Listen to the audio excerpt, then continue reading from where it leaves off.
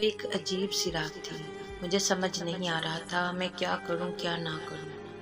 شادی کی پہلی رات تھی اور دلہن بنی بیٹھی میری بیوی نے کہا کہ خبردار مجھے ہاتھ مت لگانا، میں کسی اور سے محبت کرتی ہوں۔ یہ زبردستی کی شادی ہے اور یاد رکھو تم کچھ بھی کر لو میری محبت نہیں حاصل کر پاؤ گے، نہ میں تمہیں چاہوں گی۔ اس کی آنکھوں میں آنسو تھے۔ میں حیران و پریشان پاگلوں کی طرح اسے دیکھنے لگا اور سوچنے لگا کہ یہ کیا ہو گیا۔ جب کچھ سمجھ میں نہ آیا تو اٹھا، وضو کیا اور نماز کے لیے چلا گیا اور اپنے اللہ سے ذکر کیا کہ اے اللہ، یہ کیسا امتحان ہے۔ مجھے بہت زیادہ ڈر تھا، معاشرے کا ڈر، خاندان والوں کا ڈر۔ میں ایک مڈل کلاس فیملی کے ساتھ تعلق رکھتا ہوں اور ایسی اونچ نیچ پر ہمارے ہاں عزت کا جلوس نکل جاتا ہے۔ مختلف سوچیں آ رہی تھی کہ اگر یہ گھر گئی اور صبح واپس نہ آئی تو میری عزت کا کیا ہوگا۔ اپنی عزت کو بچانے کے لیے اپنے گھر میں یہ نہ کہہ دے کہ یہ نامرد ہے، اس سے یہ شادی ختم کروا دو۔ ایک بار تو سوچا کہ زبردستی کرتا ہوں، گناہ نہیں، یہ میرے نگاہ میں ہے، مگر پھر میرا دل نہیں مانا۔ میں نے اس سے بات کرنا چاہی مگر مجھے گوارا نہ ہوا کہ میں اس عورت کی منت کروں جس نے مجھے ٹھکرا دیا۔ اللہ تعالیٰ سے شکوے شکایتیں کرتا کرتا سو گیا۔ اگر اسے کسی اور سے محبت تھی تو نکاح کے لیے ہاں ہی نہ کرتی یا مجھے ہی بتا دیتی، میں خود سے رشتہ ختم کر دیتا، بات شادی تک بڑھتی ہی نہ، میری زندگی خراب نہ ہوتی۔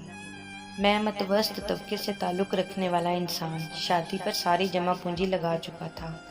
خیر، صبح وہ اپنے گھر چلی گئی، کوئی بات نہ ہوئی، 3 دن تک کوئی ہلچل نہ ہوئی۔ 3 دن بعد اس کی امی کی کال آئی کہ بیٹا تم آئے نہیں اپنی دلہن کو لینے۔ میں اسے لینے چلا گیا۔ میں نے وہاں کوئی بات نہیں کی۔ ہم واپس گھر آ گئے۔ میری بیوی میرے سامنے تو نہیں، البتہ کمرے سے باہر جا کر یا گھر کی چھت پر جا کر روزانہ رات کو فون پر کسی سے باتیں کرتی تھی۔ میں نے اسے پوچھا تک نہیں۔ ایک دن اس نے کہا آپ سے ایک بات پوچھوں؟ میں نے کہا پوچھ لو۔ اس نے پوچھا کہ آپ کو مجھے دیکھ کر طلب نہیں ہوتی؟ میں نے جواب دیا کہ شادی سے پہلے بھی تو کنٹرول ہی تھا، تمہیں کیا لگتا ہے کہ اب نہیں کنٹرول ہو سکے گا؟ مگر اس رات بات کچھ اور تھی۔ میں سویا ہوا تھا کہ میرے موبائل کی گھنٹی بجی۔ فون میرے دوست کا تھا۔ اس نے مجھے بتایا کہ تمہاری بیوی فلانے ہوٹل میں کسی غیر مرد کے ساتھ بیٹھی ہوئی ہے۔ مجھے پہلے تو یقین نہ آیا، لیکن جب اپنی بیوی کو گھر نہ پایا تو مجھے بے حد غصہ آیا۔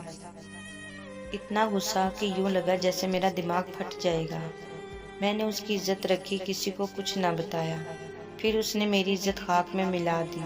میں ہوٹل کی طرف چل دیا، خود کو پرسکون رکھا۔ ہوٹل پہنچ کر میں نے دیکھا کہ وہ کسی غیر مرد کے ساتھ بیٹھی ہے۔ میں نے آواز دی چلو گھر چلیں۔ وہ چپ چاپ میرے ساتھ گھر آ گئی۔ گھر آ کر میں نے اس کے منہ پر انتہائی زوردار تھپڑ مارا کہ میری انگلیوں کے نشان اس کے منہ پر چھپ گئے اور اس سے کہا کہ اپنے گھر دفع ہو جاؤ۔ آج سے تم میری طرف سے آزاد ہو، تمہیں جب طلاق چاہیے ہوگی مجھے کہہ دینا، مگر میرے ساتھ میرے گھر میں تم ہرگز نہیں رہ سکتی۔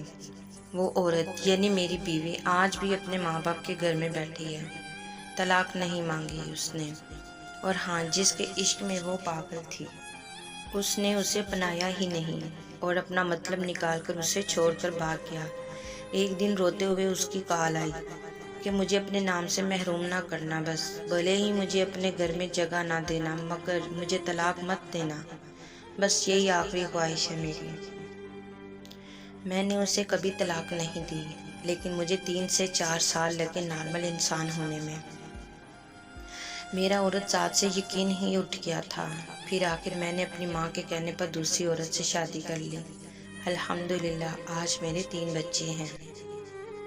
میری یہ دوسری بیوی بہت ہی نیک نکلی۔ میں نے جو 2-3 سال حوصلے سے گزارے اس کی وجہ سے اللہ نے انعام کی صورت میں مجھے یہ بیوی دی کہ اب میں تھوڑی سی ہمدردی کو بھی بہت بڑی بات سمجھنے لگا تھا۔ میں ذرا سا بھی پریشان ہو جاؤں تو میری بیوی کی نیندیں اڑ جاتی ہیں۔ اس کو مجھ سے عشق کی حد تک پیار ہے اور بے انتہا عشق۔ میں ذرا کام سے دیر سے آؤں یا کچھ میسج نہ کروں تو پریشان سی ہو جاتی ہے، میرے آگے پیچھے سائے کی طرح منڈلاتی رہتی ہے۔ بعض دفعہ تو میں خود الجھ جاتا ہوں اور اس سے لڑ پڑتا ہوں کہ اللہ کی بندی، میں کوئی دودھ پیتا بچہ تو نہیں، ایک وہ پہلی بیوی جس کو میری کوئی فکر ہی نہیں تھی، اور ایک یہ بیوی جو میرے پہ جان نچھاور کرتی ہے۔ میں تو پہلے بھی وہی تھا، اب بھی وہی ہوں۔ سنا ہے کہ میری پہلی بیوی پاگل ہو چکی ہے، میرا نام لکھ لکھ کر چومتی ہے اور گلیوں میں پھرتی رہتی ہے۔ وہ اپنے ہوش و حواس کھو چکی ہے، اس نے زہر بھی کھایا تھا مگر بچ گئی۔ لوگ آج بھی مجھے کہتے ہیں کہ تم ظالم ہو، تم نے اس پر ظلم اتنے کیے کہ وہ پاگل ہو گئی۔ اب لوگوں کو کیسے بتاؤں کہ حقیقت کیا ہے؟ میری لوگوں سے گزارش ہے کہ آج کل کی محبت نہیں، صرف ہوس ہے۔ ہوس کے نام پر محبت کی جاتی ہے اور بہت زیادہ زندگیاں تباہ ہو رہی ہیں۔ میری لڑکیوں سے درخواست ہے کہ اپنی حفاظت کرو تاکہ آنے والی اپنی نسلوں کی حفاظت کر سکو۔ والدین کو چاہیے کہ جیسے ہی بچہ اور بچی بالغ ہوں ان کی شادیاں کر دوں۔ وقت پر شادیاں کر کے ہم اپنی نسلوں کو برائیوں سے، ان کی زندگیاں تباہ ہونے سے بچا سکتے ہیں۔